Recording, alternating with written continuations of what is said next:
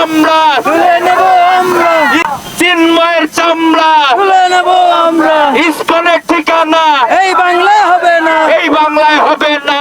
ইসকনের ঠিকানা ইসকনের চামড়া তুলে নেব আমরা।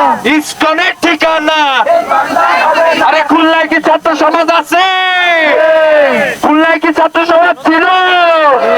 খুলনায় কি ছাত্র সমাজ থাকবে? আরে চলো রে চলো কোন জানো? চলো চলো চলো চলো ইসকনের বিরুদ্ধে। তাকে নিয়ে কিন্তু তাকে আনয়নের জন্য এই যে ইসকন সমর্থিত বা হিন্দু যে উগ্রবাদী সংগঠন এরা উঠে পড়ে লেগেছে। আপনারা দেখেছেন একের পর এক তারা কিন্তু পায়তারা ফুটতে আছে। গতকাল আমাদের হাসনাত ভাই সার্জিস ভাইয়ের উপর অতর্কিত ভাবে তারা হত্যা করার চেষ্টা করেছে। আমরা বলবো এদেরকে ছাড় দেওয়া হবে না। আমরা অন্তর্বর্তী সরকারের কাছে দাবি জানাই ইসকনকে যাতে দ্রুত নিষিদ্ধ করা হয়।